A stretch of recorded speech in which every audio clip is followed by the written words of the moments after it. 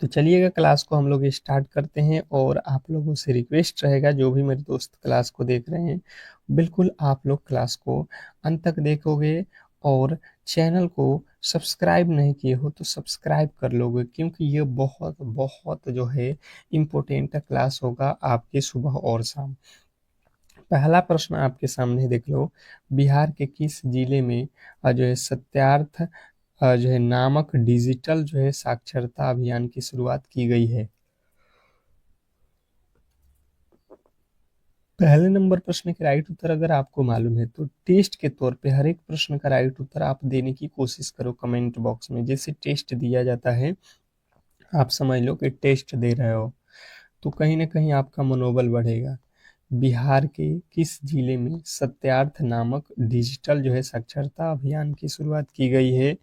तो जो भी मेरे दोस्त बता रहे हैं बांका, उनके बिल्कुल राइट उत्तर है ऑप्शन नंबर सी, बांका। जिन्होंने सी को चुना उनके बिल्कुल राइट उत्तर है। नेक्स्ट प्रश्न की ओर चलेंगे, और अगला प्रश्न आपके सामने है कि भारतीय संविधान के किस अनुच्छेद में समान नागरिक संहिता का उल्लेख है?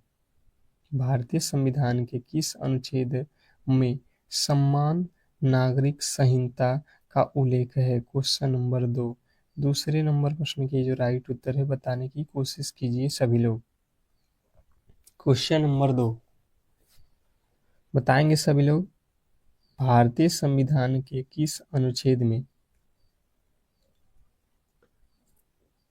समान नागरिक संहिता का उल्लेख है? जिन्होंने बताया यहाँ पे जो है अनुच्छेद 44, ऑप्शन नंबर सी जो है आपके बिल्कुल राइट उत्तर है। नेक्स्ट प्रश्न आपके सामने है, प्रकाश संश्लेषण की प्रक्रिया में पौधे कौन सी गैस छोड़ते हैं? प्रकाश संश्लेषण की प्रक्रिया में पौधे कौन सी गैस छोड़ते हैं? Question number 3। तीसरे नंबर प्रश्न के जो राइट उत्तर है बताने की कोशिश कीजिए सभी लोग। क्वेश्चन नंबर 3, क्या लगता है आपको? तीसरे नंबर प्रश्न के राइट उत्तर बताने की कोशिश कीजिए। तो प्रकाश संश्लेषण के समय जो है पौधे जो है आप लोग को याद रखना है ऑक्सीजन छोड़ते हैं, ऑप्शन नंबर डी। जिन्होंने डी को चुना उनके बिल्कुल राइट उत्तर है। नेक्स्ट प्रश्न आपके सामने है, बिहार का राजकीय वृक्ष कौन सा है? स्टार लगा लो आपके एग्जाम हॉल वाला। ये जो प्रश्न आप कर रहे हो 100% है कि किसी न किसी दिन आपको एग्जाम हॉल में ये प्रश्न आप लोगों से पूछा जाएगा। हर एक प्रश्न देख लो बहुत ज़्यादा महत्वपूर्ण है। तो बिहार का जो राजकीय वृक्ष है ये आप लोगों को याद रखना है सभी लोगों को, पीपल होता है। ऑप्शन नंबर बी जो है आपके बिल्कुल राइट उत्तर है। जिन्होंने बी को चुना उनके बिल्कुल राइट उत्तर है। नेक्स्ट प्रश्न आपके सामने है, मानव रक्त का पीएच मान कितना होता है? मानव रक्त का पीएच मान आप लोगों से पूछा गया है। Question number 5। पांचवें नंबर प्रश्न के राइट उत्तर बताएंगे सभी लोग।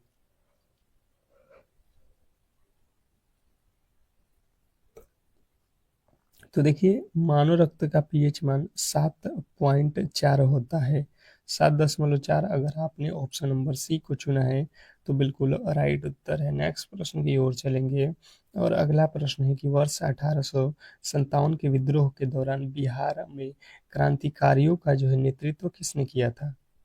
वर्ष 1857 के विद्रोह के दौरान बिहार में क्रांतिकारियों का जो है नेतृत्व किसने किया था? तो जो भी मेरे दोस्त बता रहे हैं बाबू कुंवर सिंह, उनके बिल्कुल राइट उत्तर है ऑप्शन नंबर बी। नेक्स्ट प्रश्न आपके सामने है, कह रहा है कि निम्नलिखित में से कौन सा प्राथमिक रंग नहीं है? निम्नलिखित में से कौन सा प्राथमिक रंग नहीं है ये आप लोगों को बताना है। Question number 7। सातवें नंबर प्रश्न के जो राइट उत्तर है बताने की कोशिश कीजिए सभी लोग। क्वेश्चन नंबर 7 पे आ चुके हैं, और जो भी मेरे दोस्त बता रहे हैं यहाँ पे कि जो है पीला जो रंग होता है वो प्राथमिक रंग नहीं होता है, बिल्कुल उनका राइट उत्तर है। पीला रंग क्या होता है? लाल, नीला और हरा, ये आपको याद रखना है। नेक्स्ट प्रश्न आपके सामने है, कह रहा है कि सतत विकास लक्ष्य सूचकांक में शिक्षा के स्तर पर भी बिहार का कौन सा जिला जो है प्रथम स्थान पर रहा? Question number 8। 8वें नंबर प्रश्न के जो राइट उत्तर है बताने की कोशिश कीजिए सभी लोग। क्वेश्चन नंबर 8वें का राइट उत्तर बताएंगे सभी लोग।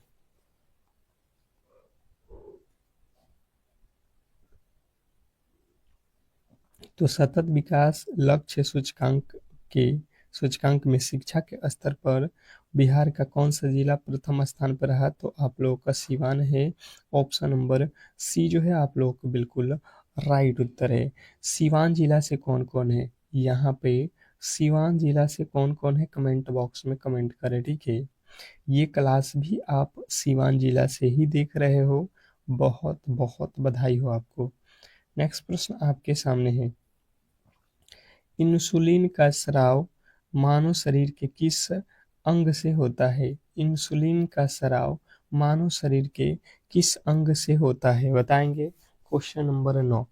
तो जिन्होंने बताया है यहाँ पे अग्नाशय से होता है उनके बिल्कुल राइट उत्तर है। देखोगे बिल्कुल पेपर आपको यहीं से फंसने वाला है, क्योंकि जो प्रश्न है आपके सिलेबस के अकॉर्डिंग कराया जा रहा है, ठीक है।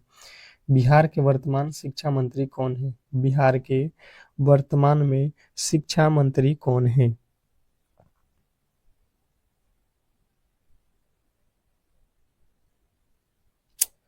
तो आप लोगों को देखना है बिहार के वर्तमान में शिक्षा मंत्री कौन है। विजय कुमार चौधरी, सुनील कुमार, आलोक मेहता, चंद्रशेखर चंद्रशेखर। तो यहाँ पे देखोगे जो भी मेरे दोस्त बता रहे हैं यहाँ पे सुनील कुमार, उनके बिल्कुल राइट उत्तर है ऑप्शन नंबर बी। बिहार के शिक्षा मंत्री कौन है? सुनील कुमार। नेक्स्ट प्रश्न की ओर चलेंगे और अगला प्रश्न आपके सामने कह रहा है कि यदि ए अनुपात बी, बी अनुपात सी, तो ए अनुपात सी का मान ज्ञात करें। क्वेश्चन नंबर 11 गणित का प्रश्न है। देखिएगा अब यहाँ पे जो है गणित के प्रश्न आ चुके हैं। एक बार आप लोग क्लास को शेयर कर दो ताकि सभी लोगों के पास ये क्लास पहुंच सके, ठीक है। क्लास को शेयर लगा दो। चलिएगा अब हम देख लेते हैं इस प्रश्न के राइट उत्तर किस तरीके से आने वाला है। सबसे पहले इसमें जो दिया गया है उसको आप लिख लो ए अनुपात बी। क्या लिखा गया है? 2:3। ए अनुपात बी का वैल्यू दिया गया है। फिर बी अनुपात सी का जो है यहाँ पे वैल्यू देखिए क्या लिख रहा है, 4:5। ठीक है, तो यहाँ से आप आगे बढ़ जाओ, कितना हो जाएगा 3। यहाँ से आगे बढ़ जाओ हो जाएगा 4। अब जो है यहाँ पे आप क्या करो, इनके जो है इस पे क्या कह रहा है कि ए अनुपात सी का वैल्यू निकालो, अर्थात ए अनुपात सी, अर्थात हमें बी से कोई लेन देन नहीं रखना है, ठीक है। 3 दूना का 6 हो जाएगा और ये हो जाएगा 3 5 15, ठीक है। ये 3 के पहाड़े में दोनों आते हैं कितने, 3 दूना का 6 और 3 5 15, यानी कि 2:5। 2:5 नहीं दिया है, क्या क्या लिखा है भाई साहब, ए सी का वैल्यू दिया है। अरे यार हम लोगों ने भी गलती लिख दिया। यहाँ पे ए अनुपात बी कितना लिखा है, 2:3। फिर कितना लिखा है बी सी, ठीक तो है जी। बी सी का वैल्यू कितना है, 4:5। यहाँ पे हो जाएगा 4, यहाँ पे हो जाएगा 3। अब गुणा कर लो, 4 दूना 8, ये तो कट जाएगा और ये 3 5 15, ठीक तो है जी। 8 15 हो रहा है ना। नेक्स्ट प्रश्न आपके सामने है, कह रहा है कि 150 मीटर लंबी ट्रेन 54 किलोमीटर प्रति घंटे की गति से चलते हुए एक खंभे को कितने समय में पार करेगी? वेरी वेरी इंपॉर्टेंट प्रश्न है, स्टार लगा लो आप लोग। आपको प्लेटफॉर्म और यहाँ पे स्तंभ पार करने में प्रश्न दिया जाएगा और आप इन दोनों प्रश्नों को अच्छे तरीके से ध्यान रखोगे। जैसे कि यहाँ पे अगर आप देखोगे तो कोई खंबा है, ठीक है, इसको पार करना है, अर्थात ट्रेन अपने खुद की लंबाई को पार कर रही है, ठीक है। तो आप समझोगे, कह रहा है कि 150 मीटर लंबी है, अर्थात ये हो जाएगा डिस्टेंस। और यहाँ पे चाल दिया गया है 54 किलोमीटर, तो यहाँ पे किलोमीटर में है, यहाँ पे मीटर है, तो इसको आपको चेंज करना पड़ेगा। तो समय निकालना है, तो समय बराबर होता है दूरी। दूरी कितना है 150, तो दूरी बटा चाल कितना है 54 किलोमीटर, तो किलोमीटर से आपको मीटर पर सेकंड में बदलना है, तो 5/18 से गुणा कर दो। अब 18 के पहाड़े में 18 तिया 54, 3 5 15, 15 के पहाड़े में ये 150 कितना मरतबे कटेगा, 10 मरतबे, अर्थात 10 सेकंड का समय लगेगा, जो कि ऑप्शन नंबर बी में दिया गया है। तो जिन्होंने भी बी को चुना है उनके बिल्कुल राइट उत्तर है। नेक्स्ट प्रश्न की ओर चलेंगे और अगला प्रश्न आपके सामने है, कह रहा है कि श्रृंखला को पूरा करें। क्या करना है आपको, ये जो श्रृंखला दिया गया है इसको पूरा करना है। क्वेश्चन नंबर जो है 13वें नंबर प्रश्न के जो राइट उत्तर है बताने की कोशिश करेंगे। रीजनिंग का प्रश्न है और मुझे नहीं लगता है कि किसी भी एंगल से आप गलती करने वाले हो। समझने की कोशिश कीजिए आप लोग। 7 से 14 अर्थात आप कह सकते हो 7 दूना 14, 14 से 28, 14 दूना 28, 28 से 56 यानी कि 28 दूना 56। हर बार 2 से गुणा किया है, अब भी 2 से गुणा कर दो। 56 दूना, 56 दूना कितना होता है, 112। 112 जो है आपके बिल्कुल राइट उत्तर है, ऑप्शन नंबर सी। जिन्होंने सी को चुना उनके बिल्कुल राइट उत्तर है। नेक्स्ट प्रश्न की ओर चलेंगे और अगला प्रश्न आपके सामने है। क्या कह रहा है आपका अगला प्रश्न, कि एक कूट भाषा में फ्रूट को ये लिखा जाता है तो एप्पल को क्या लिखा जाएगा। एक कूट भाषा में फ्रूट को ये लिखा जाता है, ठीक है, तो एप्पल को क्या लिखा जाएगा। क्वेश्चन नंबर 14, 14वें नंबर प्रश्न के जो राइट उत्तर है बताने की कोशिश कीजिए सभी लोग। क्या लगता है, सबसे पहले आप यहाँ पे लॉजिक लगाओ। एफ के बाद एच लिखा है, एफ के बाद क्या होता है जी, जी के बाद एच मतलब 2 ठो प्लस किया है, आर के बाद टी मतलब यहाँ पे भी प्लस 2, यू के बाद डब्ल्यू यहाँ पे भी 2 प्लस, आई के बाद के यहाँ पे भी 2 प्लस, मतलब सब में 2 प्लस 2 प्लस 2 प्लस हमें दिखाई दे रहा है। तो हम भी बिल्कुल उसी लॉजिक पे चलेंगे, 2 प्लस करके। ए में 2 प्लस कर दो, ए में 2 प्लस करोगे कितना हो जाएगा सी, यानी कि सी से हमारा उत्तर यह है। पी के बाद 2 प्लस करोगे, पी के बाद क्यू, क्यू के बाद आर, यानी कि आर डबल होगा, डबल पी है तो डबल आर कहाँ पे दिया गया है, यहाँ पे। अब देखो एल का होता है एन, एल में 2 जोड़ो एन, ई का हो जाएगा कितना, ई होता है 5 पे 2 7, अर्थात ऑप्शन नंबर ए जो है हमारा बिल्कुल राइट उत्तर। नेक्स्ट प्रश्न आपके सामने है जो है 0.15, क्वेश्चन नंबर 15 में कह रहा है कि आपको जो है वर्गमूल निकालना है यहाँ पे दोनों का, ठीक है, और बीच में क्या कर देना है, प्लस कर देना है। तो मुझे लगता है कि आपको जो है ये दशमलव कह रहे हैं वर्गमूल जो है याद हो गया होगा, ठीक है। ऐसे प्रश्न 625 का वर्गमूल होता है 25 और 441 का वर्गमूल होता है 21, 21 25 कितना होता है 46। अगर आपने ऑप्शन नंबर सी को चुना है तो बिल्कुल राइट उत्तर है। नेक्स्ट प्रश्न, अगला प्रश्न आपके सामने है, कह रहा है कि विषम संख्या चुने। क्या चुना है आपको, विषम संख्या। बताने की कोशिश करेंगे कि इसमें अलग कौन है। 4 जो आपको ऑप्शन दिए गए हैं, 3 एक जैसे हैं और एक अलग है, जो अलग है वही आपके राइट उत्तर है, ये यहाँ पे प्रश्न में कह रहा है। तो हम सबसे पहले यहाँ पे समझने की कोशिश करेंगे तो बिल्कुल आसान हो जाएगा प्रश्न। 27, 3 का क्यूब होता है 64, 4 का क्यूब होता है 125, 5 का क्यूब होता है 144, 144 12 का वर्ग होता है। जब हम देखें तो 3 ठो तो जो है घन है और एक ठो क्या है, वर्ग है। ये वर्ग है तो कहीं ना कहीं आपको अलग मिल गया होगा, 144 जो है आपका बिल्कुल अलग है। नेक्स्ट प्रश्न की ओर चलेंगे और अगला प्रश्न है 17वें नंबर प्रश्न के राइट उत्तर बताने की कोशिश करेंगे सभी लोग। लिखा हुआ है कि किसी संख्या का 20% 120 के बराबर है, तो उस संख्या का 120% क्या होगा, बताएंगे। ये प्रश्न आपको मजेदार है, कहीं ना कहीं थोड़ा सा जो है परेशान करने वाला है। बिल्कुल बिल्कुल, बहुत अच्छा समझने की कोशिश करिएगा। किसी संख्या का, तो कोई संख्या आप मान लो एक्स, एक्स का 20% जब हम निकालेंगे तो ये आ जाएगा 120। यहाँ पे देखो आप काट दो 20 के पहाड़ में, 20 छक्के 120 और 100 से गुणा कर दो, अर्थात ये हो जाएगा आपका संख्या 600, वह संख्या 600 है। पर इसने कहा है कि 120% निकालो, 600 का 120% आपको निकालना है, तो 120/100 ये आपको क्या करना है। इसने क्या किया है, उस संख्या का 120% क्या होगा, 120% आप लोगों को बताना है ना उस संख्या का। तो यहाँ पे एक 600 है ना जी, 600 वह संख्या क्या है, 600, 600 का भी 120%। ये 2 जीरो से ये 2 जीरो, 12 छक्के 72, यानी कि उसका जो है 120% हमारा हो जाएगा 720। नेक्स्ट प्रश्न आपके सामने है, कह रहा है यहाँ पे कि जो है रक्त से संबंधित प्रश्न है। ए बी की बहन है, आप जितना कह रहा है उतना ही करो। ए जो है बी की बहन है, बी की बहन कौन है, ए। कह रहा है सी बी की माता है, सी कौन है, बी की माता है, बी की माता है अर्थात ये माइनस पे लिखो।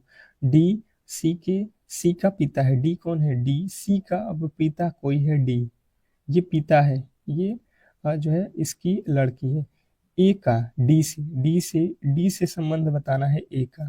तो ये देखो ये इसकी बेटी है और ये बेटी की ये कौन लगेगी, बेटी, क्योंकि ये इसकी बेटा या बेटी है ये तो पता नहीं है, पर ये भाई बहन है तो ये भी बेटी लगेगी।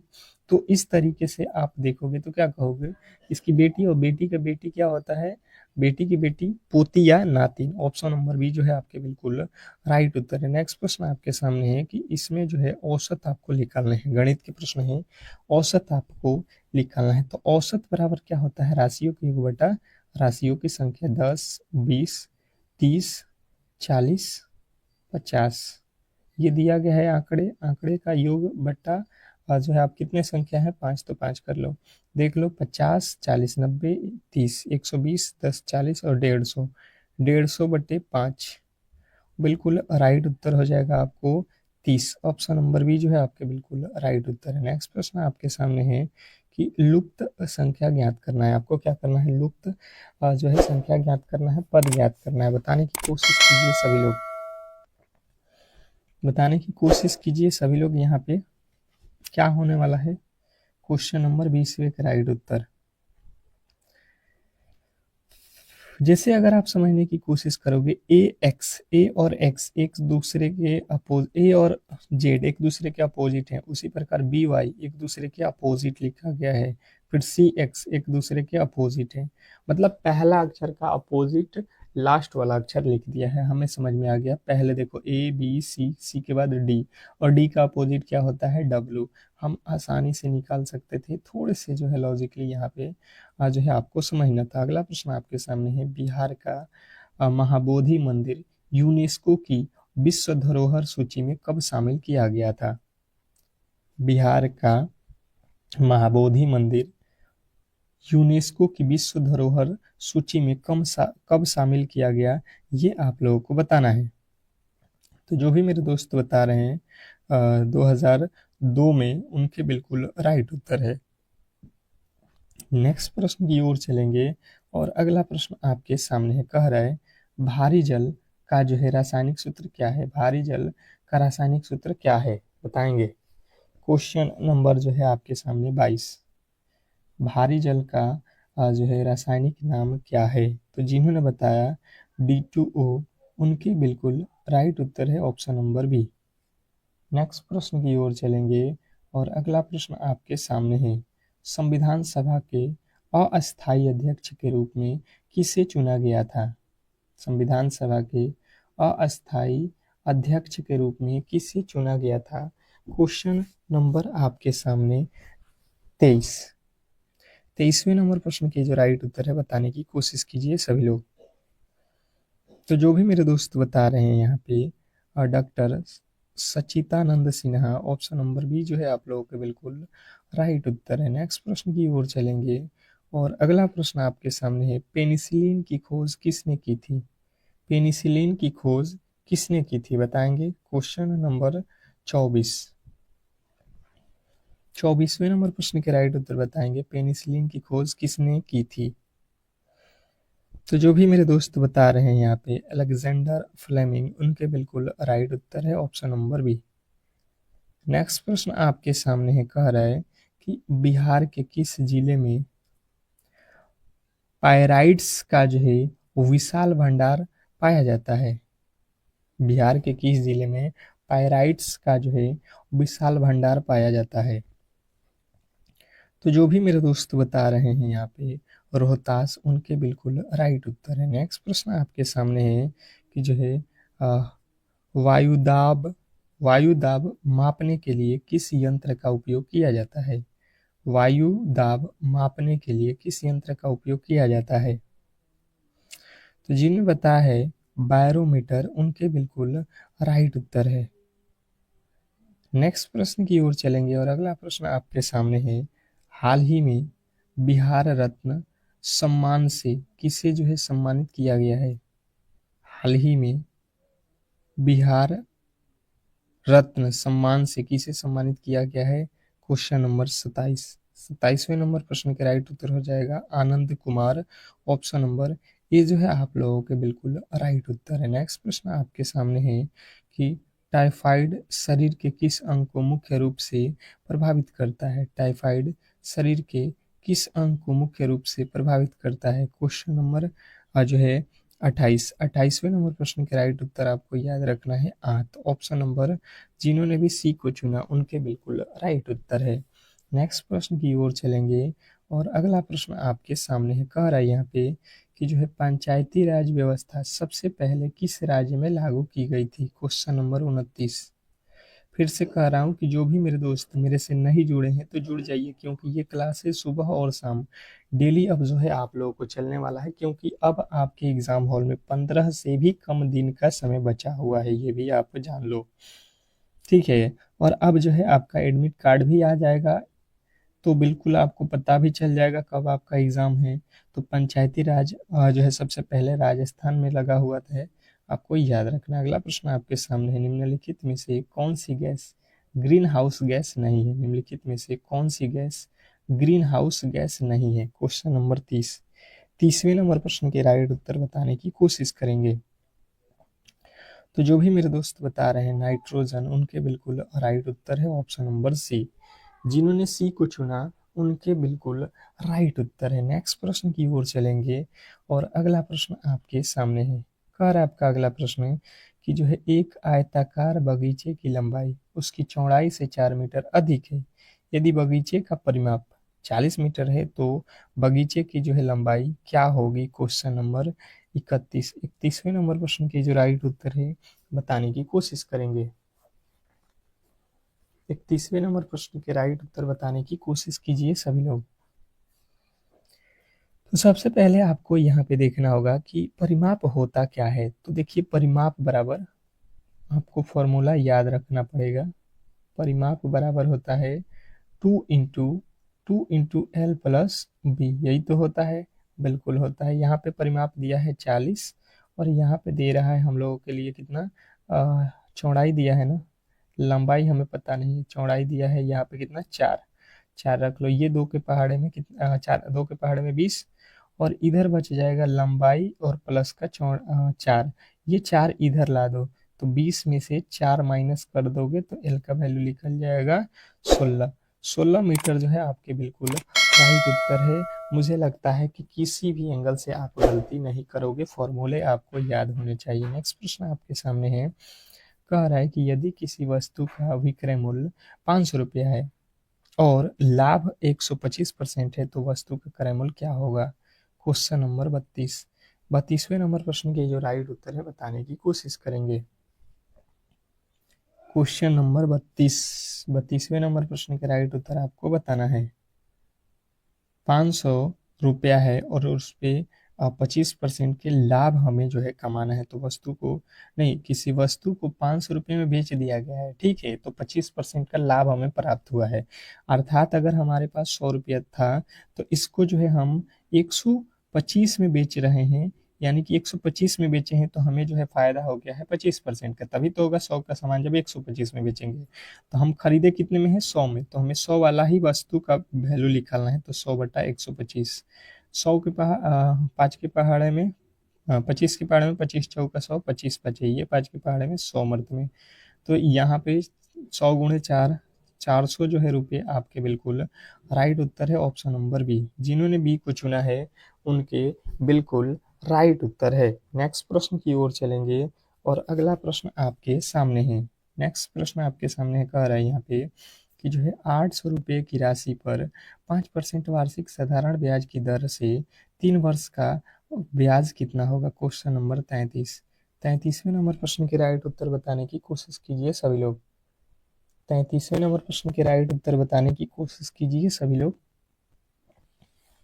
तो देखिए यहाँ पे बिल्कुल आप लोगों के सामने है साधारण ब्याज का फॉर्मूला आप लोगों को मालूम होना चाहिए। SI बराबर क्या होता है, मूलधन गुणे मूलधन हमारे पास है 800 रुपया और समय है 3 वर्ष और परसेंटेज है कितना में, आप 5% बटा में कर लेंगे 100। ये 2 जीरो से ये 2 जीरो कट जाएगा, 3 5 15, 15 8 है 120।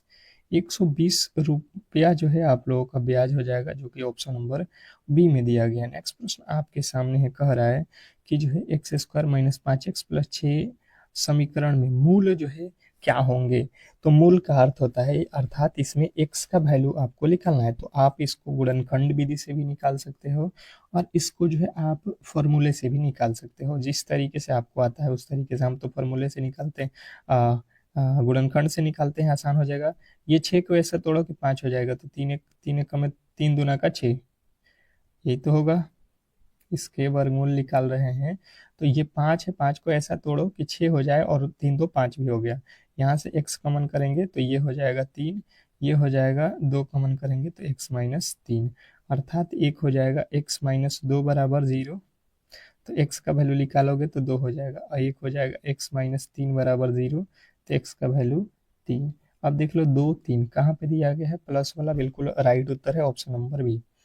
नेक्स्ट प्रश्न की ओर चलेंगे और अगला प्रश्न आपके सामने है कि एक वृत्त की परिधि 44 सेमी, इसकी त्रिज्या जो है क्या होगी, ये हमें बताना है। बताने की कोशिश कीजिए सभी लोग। तो देखिए एक वृत्त की परिधि दी गई है, हमें मालूम है वृत्त की परिधि कितना होता है। वृत्त की परिधि होता है 2 पाई आर। ये कह रहा नहीं, वृत्त की परिधि होती दिया है 44, यहाँ से 2 पाई का वैल्यू रख लो 22/7, फिर आर बराबर 44। त्रिज्या तो दिया नहीं, ये 22 दूना का 44, 44 से 44 कट जाएगा एक मर्त में। आर का वैल्यू निकालोगे, ये 7 नीचे से ऊपर गुणा होगा एक में, तो 7 एक में 7, एक्स का वैल्यू कितना आ जाएगा 7। इसने कहा है त्रिज्या ही निकालना था, तो 7 सेमी का है ऑप्शन नंबर बी।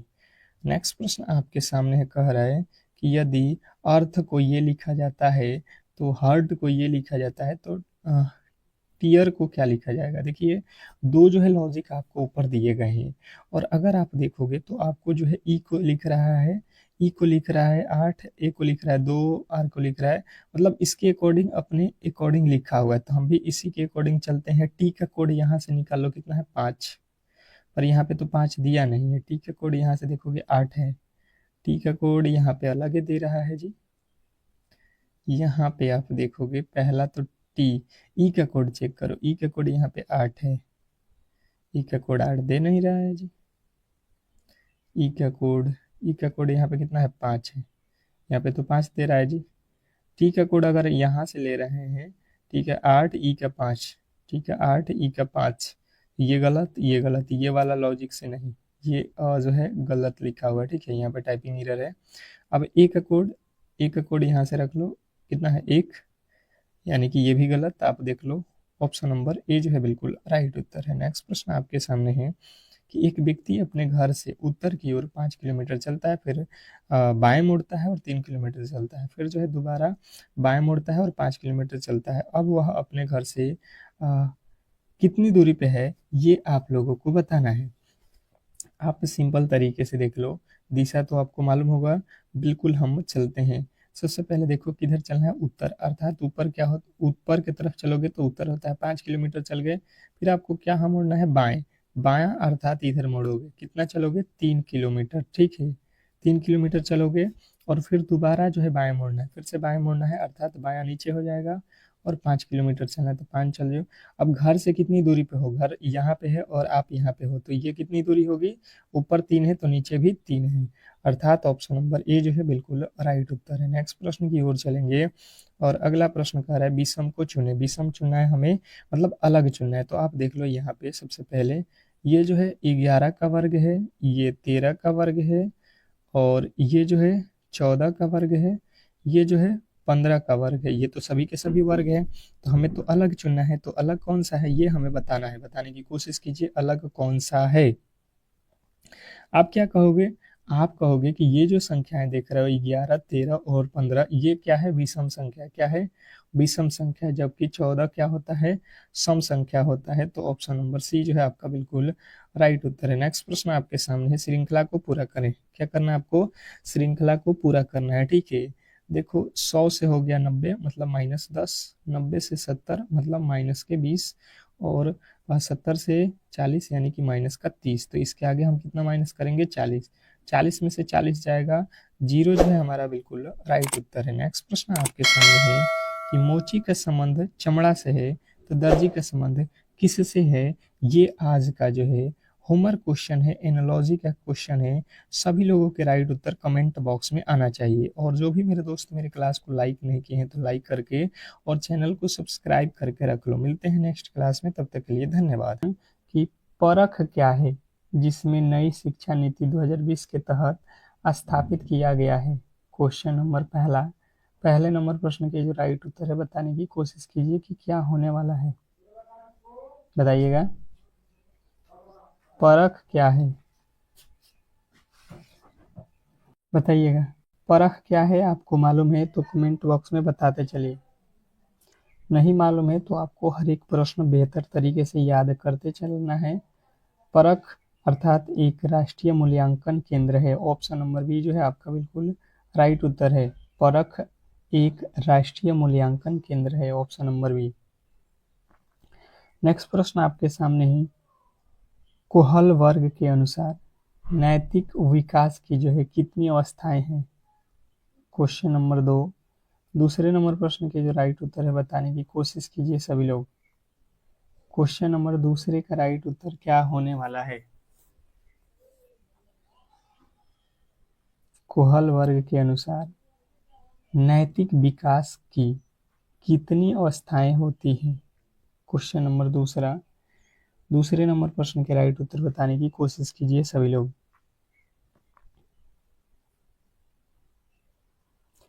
तो जो भी मेरे दोस्त बता रहे हैं यहाँ पे कि जो है 6 अवस्थाएं होती हैं कोहल वर्ग के अनुसार नैतिक विकास की जो है 6 अवस्थाएं आप लोग को याद रखना है। ऑप्शन नंबर सी। नेक्स्ट प्रश्न आपके सामने है कि ऑपरेशन ब्लैक बोर्ड का जो है मुख्य उद्देश्य क्या है? ऑपरेशन ब्लैक बोर्ड जो है इसका मुख्य उद्देश्य क्या है? आपके 4 ऑप्शन दिए गए हैं। आप चारों ही ऑप्शन को पहले पढ़ो अच्छे से, और जो भी आपको लगता है इसका राइट उत्तर वो कमेंट बॉक्स में बताओ। बताएंगे सभी लोग।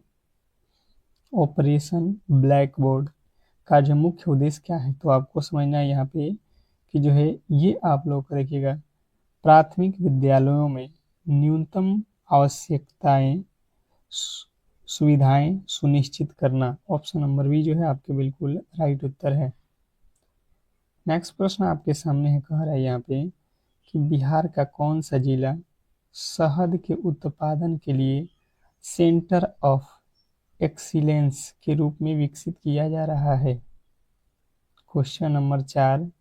चौथे नंबर प्रश्न के जो राइट उत्तर है बताने की कोशिश कीजिए सभी लोग। Question number 4। बिहार का कौन सा जिला शहद के उत्पादन के लिए सेंटर ऑफ एक्सीलेंस के रूप में विकसित किया जा रहा है? तो जो भी मेरे दोस्त बता रहे हैं बांका जिला बिल्कुल राइट उत्तर है। Option number C Banka. जिन्होंने ऑप्शन नंबर सी को चुना उनके बिल्कुल राइट उत्तर है। नेक्स्ट प्रश्न आपके सामने है, बिहार विधानसभा में प्रथम अध्यक्ष कौन थे? फिर से कह रहा हूँ कि जो भी क्लास करा रहा हूँ आप बिल्कुल क्लास को स्किप मत करिएगा। बहुत बहुत इंपॉर्टेंट गेस किया हुआ क्वेश्चन हम आपको करा रहे हैं अंतिम के दिनों में, और ये क्लास सुबह और शाम आपको प्रोवाइड हो रही है। तो बिल्कुल क्लास को स्किप मत करिएगा और क्लास के हर एक प्रश्न को बेहतर तरीके से याद रखना है। तो बिहार विधानसभा के प्रथम जो अध्यक्ष थे आप लोग को याद रखना है Ramdayalu Singh. Ramdayalu Singh option number A जो है आपके बिल्कुल राइट उत्तर है। नेक्स्ट प्रश्न की ओर चलेंगे और अगला प्रश्न आपके सामने है, महात्मा गांधी सेतु पटना को किस शहर से जोड़ता है? महात्मा गांधी सेतु पटना को किस शहर से जोड़ता है? Question number 6। छठे नंबर प्रश्न के राइट उत्तर बताने की कोशिश कीजिए सभी लोग। महात्मा गांधी सेतु अगर आपको नहीं पता है तो आपको मालूम है कि हाजीपुर से ये बना हुआ है, कहाँ, पटना तक। तो ऑप्शन नंबर बी जो है आपके बिल्कुल राइट उत्तर है। भारतीय संविधान की किस अनुसूची में दल बदल विरोधी कानून का जो है प्रावधान है? Question number 7। सातवें नंबर प्रश्न के राइट उत्तर बताएंगे कि भारतीय संविधान की किस अनुसूची में दल बदल विरोधी कानून का जो है प्रावधान है? Question number 7। सातवें नंबर प्रश्न के राइट उत्तर आपको याद रखना है 10वीं। 10वां जो है आप लोगों को याद रखना है अनुसूची। नेक्स्ट प्रश्न आपके सामने है, सूर्य के प्रकाश को पृथ्वी तक पहुंचने में लगभग कितना समय लगता है? सूर्य के प्रकाश को पृथ्वी तक पहुंचने में लगभग कितना समय लगता है? Question number 8। आठवें नंबर प्रश्न के राइट उत्तर आपके सामने दिए गए हैं। जो भी आपका राइट उत्तर है ये आप कमेंट बॉक्स में, मैंने कहा है ना, टेस्ट के तौर पे बताने की कोशिश कीजिए, क्योंकि अंतिम के दिनों में जितना प्रश्नों को आप खुद से करोगे उतना ही बेहतर इस स्कोर आपको होने वाला है। तो जिन्होंने बताया है यहाँ पे 8 minute 20 second, option number B जो है आप लोग का बिल्कुल राइट उत्तर है। नेक्स्ट प्रश्न आपके सामने है कि निम्नलिखित में से कौन सा एक अक्रिय गैस नहीं है? निम्नलिखित में से कौन सा एक अक्रिय गैस नहीं है? Question number 9। 9वें नंबर प्रश्न के जो राइट उत्तर है बताने की कोशिश कीजिए सभी लोग। क्वेश्चन नंबर 9, निम्नलिखित में से कौन सा एक अक्रिय गैस नहीं है? तो जिन्होंने बताया यहाँ पे 9वें नंबर प्रश्न के राइट उत्तर हाइड्रोजन, उनके बिल्कुल राइट उत्तर है ऑप्शन नंबर डी। जिन्होंने डी को चुना है, जिन्होंने भी ऑप्शन नंबर डी को चुना है, उनके बिल्कुल राइट उत्तर है। नेक्स्ट प्रश्न आपके सामने है कि दूध की शुद्धता मापने के लिए किस यंत्र का उपयोग किया जाता है? दूध की शुद्धता मापने के लिए किस यंत्र का उपयोग किया जाता है? Question number 10। 10वें नंबर प्रश्न के राइट उत्तर बताने की कोशिश कीजिए सभी लोग। क्वेश्चन नंबर 10, दूध की शुद्धता मापने के लिए किस यंत्र का उपयोग किया जाता है? तो जिन्होंने बताया है लैक्टोमीटर, उनके बिल्कुल राइट उत्तर है ऑप्शन नंबर बी, लैक्टोमीटर। जिन्होंने बताया है लैक्टोमीटर, उनके बिल्कुल राइट उत्तर है। नेक्स्ट प्रश्न आपके सामने है, यदि 3x + 5 = 20 तो 2x + 5 का मान क्या होगा? Question number 11। 11वें नंबर प्रश्न के जो राइट उत्तर है बताने की कोशिश कीजिए सभी लोग। क्वेश्चन नंबर 11, क्या लगता है आपको क्या होने वाला है?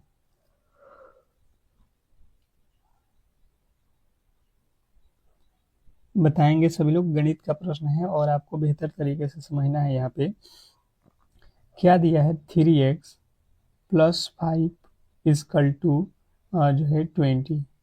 अब यहाँ पे आपको ये समझना है बिल्कुल आसान मेथड से कि यहाँ पे अगर आप देखोगे तो 3x और बराबर में ये चला जाएगा तो 20 और माइनस का 5 हो जाएगा। तो 3x बराबर यहाँ पे हो जाएगा 15, अर्थात x का वैल्यू यहाँ से निकालोगे तो हो जाएगा 3 × 5 = 15 यानी कि 5। इसने कहा है कि 2x, क्या निकालो आप, 2x + 10 का वैल्यू निकालो तो 2 × 5 + का 10। अब इसी को सॉल्व कर दो, 5 × 2 = 10 और 10 जोड़ दो, कितना हो जाएगा 20। जिन्होंने बताया है ऑप्शन नंबर बी, उनके बिल्कुल राइट उत्तर है। जिन्होंने बी को चुना उनके बिल्कुल राइट उत्तर है। नेक्स्ट प्रश्न की ओर चलेंगे और अगला प्रश्न आपके सामने है 12 नंबर प्रश्न कि एक कक्षा में 30 लड़कों का औसत भार 45 केजी है। यदि शिक्षक का भार भी शामिल कर लिया जाए तो औसत 1 किलो बढ़ जाता है। शिक्षक का भार क्या होगा? Question number 12। 12वें नंबर प्रश्न के जो राइट उत्तर है बताने की कोशिश कीजिए। Question number 12। 12वें नंबर प्रश्न के राइट उत्तर सभी लोग बताएंगे। प्रश्न काफी ज्यादा महत्वपूर्ण है। सबसे पहले प्रश्न को समझिए। यहाँ पे कह रहा है कि एक कक्षा में 30 लड़के हैं, ठीक है जी, 30 लड़के हैं और औसत भार 45, यानी टोटल भार हम निकालेंगे एक लड़का का। तो यहाँ पे दे रहा है औसत के अकॉर्डिंग 45 के हैं, टोटल 30 लोग हैं तो 45 × 30 कर दो, तो यहाँ पे हो जाएगा 90 × 135, 1350 केजी के टोटल 30 लड़के हैं। उसने कहा कि एक शिक्षक भी शामिल कर लिए जाए तो औसत एक बढ़ जाता है। शिक्षक को शामिल कर लिया जाएगा तो 30 तो लड़के थे और एक आ जाएंगे शिक्षक तो 41, और टोटल जो औसत था उसमें एक की क्या हो जाएगी, बढ़ोतरी हो जाएगी, यानी ये हो जाएगा 46। अब इसमें गुणा कर लो, जितना आएगा यहाँ पे हम क्या करेंगे, घटा लेंगे, वही हमारा राइट उत्तर हो जाएगा। गुणा करेंगे तो कितना आएगा आपका 6 और 4, फिर यहाँ पे हो जाएगा 6 18, 4 3 12, 1 13, यहाँ पे कितना हो गया 6 8 4 12 के 2, ये हो जाएगा 14। घटा लो यहाँ से, कितना हो जाएगा 25, 76। 76 किलो के जो है आप लोगों को बिल्कुल राइट उत्तर है ऑप्शन नंबर बी। जिन्होंने बी को चुना उनके बिल्कुल राइट उत्तर है। नेक्स्ट प्रश्न आपके सामने है, आस्तीन का सांप मुहावरे का अर्थ क्या है? आस्तीन का सांप मुहावरे का अर्थ क्या है बताएंगे? हिंदी का क्वेश्चन है। हिंदी के क्वेश्चन है कि आस्तीन का सांप के मुहावरे का अर्थ क्या है? तो जो भी मेरे दोस्त यहाँ पे बता रहे हैं कि आस्तीन का सांप अर्थात जो है साथ रहने वाला शत्रु, साथ रहने वाला शत्रु, ऑप्शन नंबर बी। नेक्स्ट प्रश्न आपके सामने है, कंप्यूटर में रैम किस प्रकार की मेमोरी है? कंप्यूटर में रैम किस प्रकार की मेमोरी है? Question number 15। 15वें नंबर प्रश्न के राइट उत्तर बताने की कोशिश कीजिए। कंप्यूटर में रैम किस प्रकार की मेमोरी है? Question number 15। तो जो कंप्यूटर में रैम होता है ये अस्थायी मेमोरी होता है, ऑप्शन नंबर बी जो है आपके बिल्कुल राइट उत्तर है। नेक्स्ट प्रश्न आपके सामने है कि जो है एक आयताकार मैदान की लंबाई उसकी चौड़ाई की जो है दुगुनी है। यदि मैदान का क्षेत्रफल 800 वर्ग मीटर हो तो मैदान का परिमाप क्या होगा? Question number 16। 16वें नंबर प्रश्न के जो राइट उत्तर है बताने की कोशिश कीजिए सभी लोग। क्वेश्चन नंबर 16 क्या लगता है आपको? बताने की कोशिश कीजिए। प्रश्न में जो कहा है उसी के अकॉर्डिंग इसको बताना है। ये कह रहा है कि एक आयताकार मैदान की लंबाई उसकी चौड़ाई की जो है दुगुनी है। यदि मैदान का क्षेत्रफल 800 वर्ग मीटर हो तो मैदान का परिमाप, तो सबसे पहले मैदान का क्षेत्रफल हम यहाँ पे निकालेंगे। तो ये कह रहा है 800 है और आयत के आकार का है तो इसका क्षेत्रफल क्या हो जाएगा, लंबाई गुणे चौड़ाई। इसने कहा है कि एक आयत की लंबाई चौड़ाई से दुगुनी है, मतलब एल और बी का वैल्यू हमें दे रहा है कि लंबाई चौड़ाई जितना भी हो उसका 2 गुना है लंबाई। तो x है चौड़ाई तो 2 गुना हो जाएगा लंबाई। अब यहाँ पे रख दो 2x और गुणे x बराबर 800, ये हो जाएगा 2x² बराबर 800। ये 2 से 2 कट जाएगा, x² बराबर बचेगा, x² बराबर हो जाएगा 400। ये स्क्वायर इधर जाएगा रूट में हो जाएगा तो ये वर्गमूल हो जाएगा 400 की इसका 20 का। ये अर्थात वैल्यू आ गया 20 का, अर्थात आपको चौड़ाई 20 होगा और लंबाई कितना हो जाएगा इसका 2 गुना यानी 40। हमें पता चल गया लंबाई 40 और चौड़ाई जो है 20, ये दोनों वैल्यू हमें निकालना था। इसका कह रहा है परिमाप, परिमाप बराबर क्या होता है 2 इंटू एल प्लस बी। कर लो यहाँ पे 2 इंटू एल और बी को जोड़ दो, 40 प्लस 20 जोड़ दो, कितना होता है तो 60, 60 गुणे 2, 120 मीटर जो है आपके बिल्कुल राइट उत्तर है ऑप्शन नंबर सी। जिन्होंने सी को चुना है उनके बिल्कुल राइट उत्तर है। नेक्स्ट प्रश्न आपके सामने है कि 10,000 की राशि पर 10% वार्षिक चक्रवृद्धि ब्याज की दर से 3 वर्षों का ब्याज कितना होगा? Question number 17। 17वें नंबर प्रश्न के जो राइट उत्तर है बताने की कोशिश कीजिए। क्वेश्चन नंबर 17 पे आ चुके हैं, बताने की कोशिश कीजिए सभी लोग कि क्या होने वाला है। बहुत इंपॉर्टेंट है, बताइएगा। सबसे पहले आप लोगों को बेहतर तरीके से 3 वर्षों का निकालना है। यहाँ पे क्या करोगे आप? देखिए आपको करना क्या है, सिंपल तरीका है। आप यहाँ से क्या कर लो, 100 का फ्रैक्शन कर दो, 1 बटा क्या होता है 10। 100 का फ्रैक्शन 10% का फ्रैक्शन क्या होता है 1 बटा जो है 10। अर्थात अगर आपके पास 10 रुपया है तो अगले साल ये 11 रुपया हो जाएगा, फिर अगर 10 रुपया है तो ये 11 रुपया हो जाएगा, अगर 10 रुपया है तो अगले साल 11 हो जाएगा। अब गुणा कर दो, ये 1000, 10,000, 1000 और इधर गुणा होगा तो ये कितना हो जाएगा 1300 31। और यानी कि अगर आप 1000 रुपया किसी को दोगे तो वो हो जाएगा 1331। ब्याज कितना लगा? 331। तो 331 आपको 10,000 रुपया देना है, तो 10,000 का 331 निकाल दो। 10,000 रुपया है, इसका आपको 331% तो निकालना है। यहाँ से 2 जीरो से 2 जीरो कट जाएगा, इधर गुणा हो जाएगा, तो 331 यही नहीं था जी? 3010 आपका कहाँ पे दिया गया? Option number B, option number C वाला तो था ना? सी वाला बिल्कुल राइट उत्तर है। नेक्स्ट प्रश्न आपके सामने है, एक पाइप एक टंकी को 12 घंटे में भर सकता है, लेकिन पेंदी में छेदी होने के कारण उसे भरने में 15 घंटे लगते हैं। यदि टंकी पूरी तरीके से भरे तो छेद उसे कितने समय में खाली कर देगा? बहुत बहुत इंपॉर्टेंट है, स्टार मार्क कर लो, प्रश्न को स्टार कर लो, क्योंकि ये प्रश्न आपको सिलेक्शन दिलाने वाला है। बहुत ज़्यादा महत्वपूर्ण प्रश्न है और कहीं ना कहीं आपको बेहतर तरीके से इन प्रश्नों के राइट उत्तर पता करना है, तो अंत तक देखो, हर एक प्रश्न आपको बेहतर तरीके से समझ में आएगा। कर एक पाइप है, मान लो पाइप ए है, ये जो है क्या कर रहा है कि 12 घंटे में किसी टंकी को भर रहा है, लेकिन पेंदी में छेदी है, जो टंकी में भर रहे हैं उसके नीचे से सराव है, जिसके कारण जो है भरने में 15 घंटा लगता है। दूसरा कंडीशन ये हो गया कि ये जो है 15 घंटे में जो है भरा हुआ जो है ये खाली हो सकता है, ठीक है, यदि टंकी पूरी तरीके से भरी हो। यहाँ पे कह रहा है कि पहला कंडीशन 12 घंटा में भर रहा है, लेकिन छेद के कारण ये 15 घंटे लग रहे हैं, मतलब 3 घंटा एक्स्ट्रा लग रहा है, क्योंकि नीचे से पानी चू जा रहा है। तो पूरा पानी खाली होने में कितना समय लगेगा? इन दोनों का एलसीएम ले लो, 60 हो जाएगा, 12 पचे 60, 15 चौका 60, अर्थात हम 1 घंटा में 5 यूनिट पानी भर रहे हैं और 1 घंटा में ये 4 यूनिट अब पानी जो है स्राव के साथ हम लोग कर रहे हैं, अर्थात 1 यूनिट पानी तो हमारा जो है निकल जा रहा है, ठीक है। तो टोटल पानी भरना है हमें 60, उसमें 1 से भाग दे देंगे, 60 घंटे का समय लगेगा, ठीक है। ये 5, ये जो पहला जो पाइप था वो 5 घंटे में भर रहा है, लेकिन दूसरी कंडीशन ये है कि पाइप जो भर रहा है 5, वो क्या हो रहा है कि 4 ही भरा रहा है, क्योंकि उसके नीचे जो है सिरव रहा है, पानी गिर रहा है, ठीक है।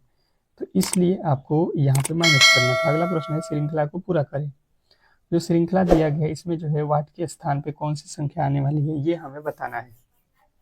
बताएंगे, बिल्कुल सिंपल सा लॉजिक है। आप देखो, एक जो है क्या है, क्यूब है 1 का, 4 जो है 2 का वर्ग है, 27 3 का क्यूब है, 16 4 का वर्ग है, 125 5 का क्यूब है, 36 6 का वर्ग है। देखो, वर्ग क्यू वर्ग क्यू वर्ग क्यू वर्ग, तो यहाँ पे क्या हो जाएगा, क्यूब 6 के बाद 7 का क्यूब कितना होता है, 343। आपका बिल्कुल राइट उत्तर है ऑप्शन नंबर सी। बिल्कुल सिंपल सा था, आसानी से आपको समझ में आ गया होगा। नेक्स्ट प्रश्न आपके सामने है, यदि ए प्लस बी का अर्थ ए बी का भाई है और ए बी का अर्थ है कि ए बी की बहन है, तो पी क्यू आर में पी का आर से क्या संबंध है? बताएंगे। अब यहाँ पे जो है संबंध हमें बताना है। बिल्कुल सिंपल सा लॉजिक है, P plus Q minus R का संबंध हमें निकालना है। यहाँ पे कंडीशन पहले माइनस वाला चेक करो। माइनस का अर्थ होता है कि ए बी की बहन है, ये बहन है पहले वाली और दूसरी की बहन है। ए जो है बहन है बी की बहन है। दूसरा कह रहा है ए प्लस बी का अर्थ है कि ए बी का भाई है, ए जौन बा बी का भाई है, अर्थात प्लस का अर्थ है कि ये वाला भाई है इसका, ठीक है।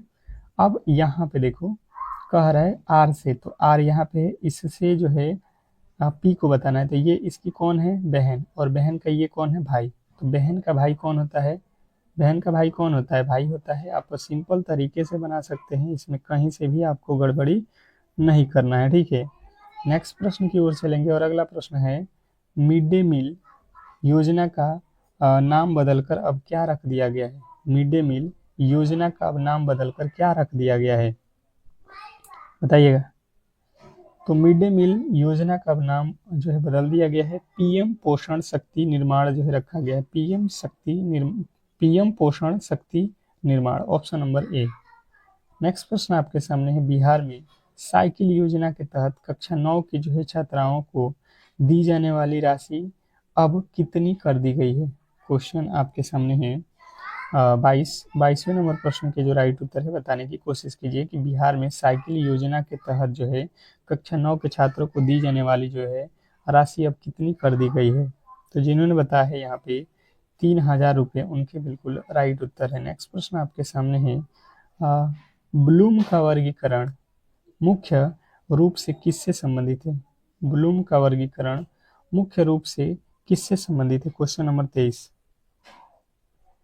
23वें नंबर प्रश्न के जो राइट उत्तर है आप लोगों को याद रखना है संज्ञात्मक उद्देश्य, ऑप्शन नंबर बी संज्ञात्मक उद्देश्य, जिन्होंने बताया बिल्कुल राइट उत्तर है। नेक्स्ट प्रश्न आपके सामने है, पियाजे के संज्ञात्मक विकास के सिद्धांत में संवेदी पेशीय अवस्था की अवधि क्या है। पियाजे के संज्ञात्मक विकास के सिद्धांतों में संवेदी पेशीय अवस्था की जो है अवस्था क्या है। क्वेश्चन नंबर 24वें नंबर प्रश्न का राइट उत्तर हो जाएगा 1 से 2 वर्ष, ऑप्शन नंबर ए। नेक्स्ट प्रश्न आपके सामने है कि जो है बिहार के किस जिले में काकोलत जल प्रपात है। बिहार के किस जिले में काकोलत जल प्रपात है। क्वेश्चन नंबर 25वें नंबर प्रश्न का राइट उत्तर जो भी मेरे दोस्त बता रहे हैं नवादा, उनके बिल्कुल राइट उत्तर है नवादा जिला, ऑप्शन नंबर बी। नेक्स्ट प्रश्न आपके सामने है कि विटामिन B12 में कौन सी धातु पाई जाती है। विटामिन B12 में कौन सी जो है धातु पाई जाती है बताएंगे। क्वेश्चन नंबर 26वें नंबर प्रश्न का राइट उत्तर क्या होने वाला है, सभी लोग बताएंगे। क्वेश्चन नंबर 26, तो विटामिन B12 में जो है आप लोग को याद रखना है कोबाल्ट पाया जाता है, अर्थात ऑप्शन नंबर सी जो है आपका बिल्कुल राइट उत्तर है। नेक्स्ट प्रश्न आपके सामने है कि भारतीय संविधान का अनुच्छेद 51A किससे संबंधित है। भारतीय संविधान का अनुच्छेद 51A किससे संबंधित है। क्वेश्चन नंबर जो है 27वें नंबर प्रश्न के राइट उत्तर बताने की कोशिश कीजिए कि भारतीय संविधान का अनुच्छेद 51A किससे संबंधित है। तो जिन्होंने बताया है मौलिक कर्तव्य से, बिल्कुल राइट उत्तर है ऑप्शन नंबर बी। मौलिक कर्तव्य से उनके बिल्कुल राइट उत्तर है। चंपारण सत्याग्रह 1917 के दौरान महात्मा गांधी के साथ इनमें से कौन सा शामिल नहीं था।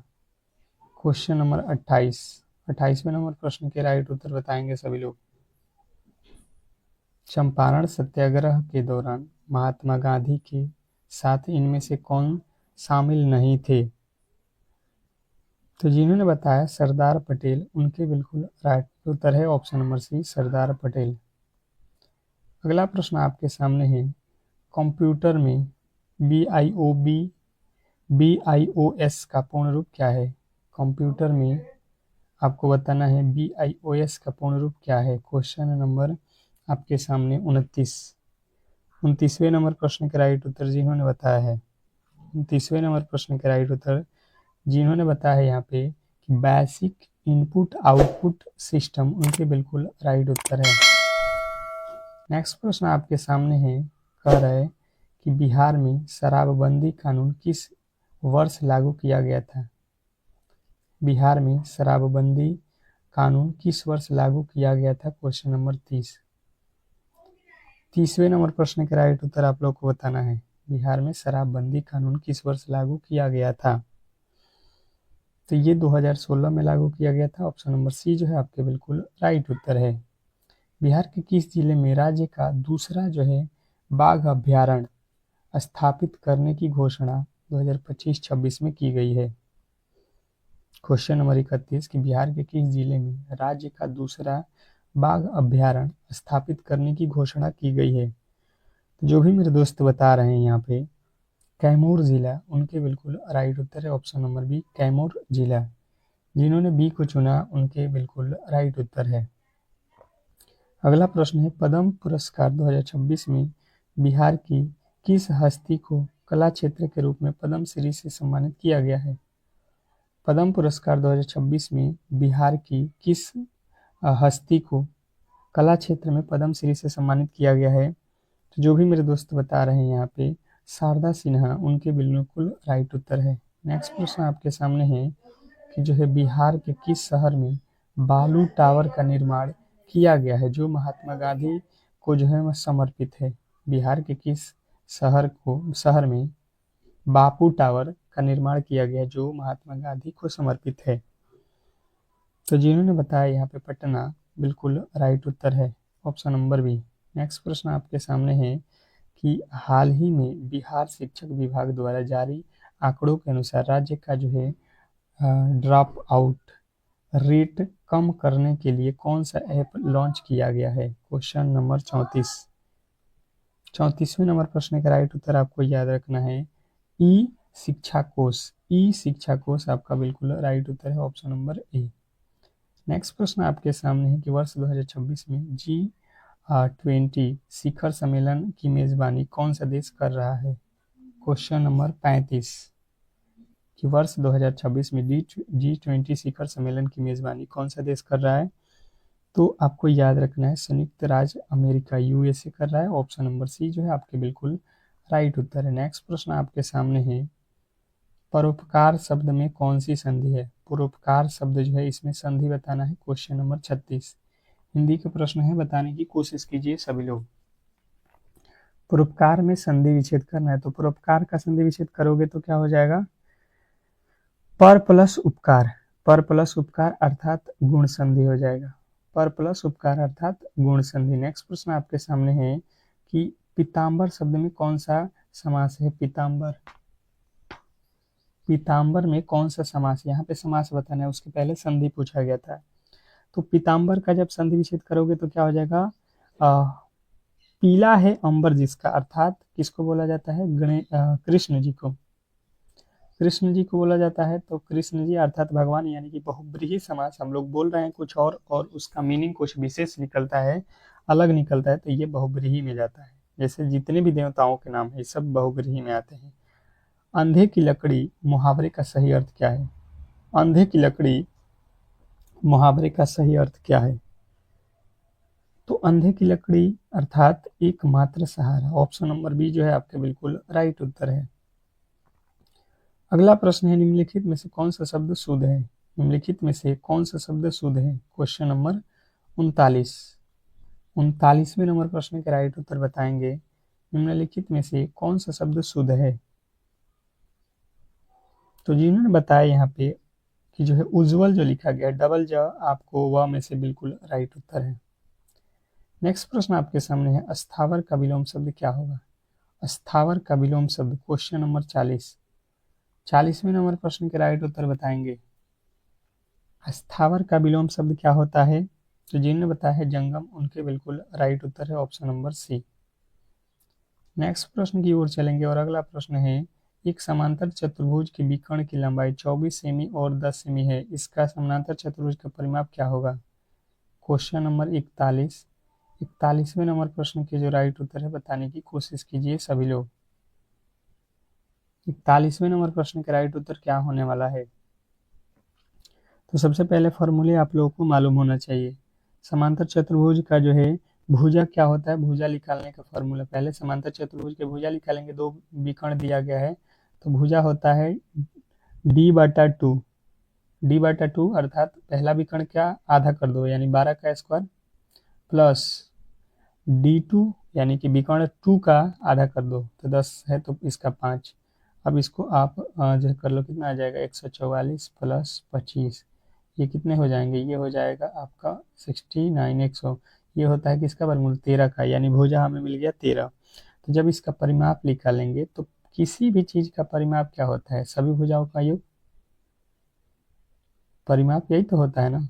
तो यहाँ पे जब आप बनाओगे इस तरीके का, एक आपका हो जाएगा 13, ये भी हो जाएगा 13, सभी भुजा 13 का लिख लेगा। इसका समांतर चतुर्भुज है, सभी भुजा बराबर, तो कितने भुजा हुआ? 4 और गुणे 13, 13 चौके 52 जो है आपके बिल्कुल राइट उत्तर है। नेक्स्ट प्रश्न आपके सामने है कि यदि tan theta plus cot theta बराबर 5 तो tan square theta plus cos square theta का मान हमें बताना है।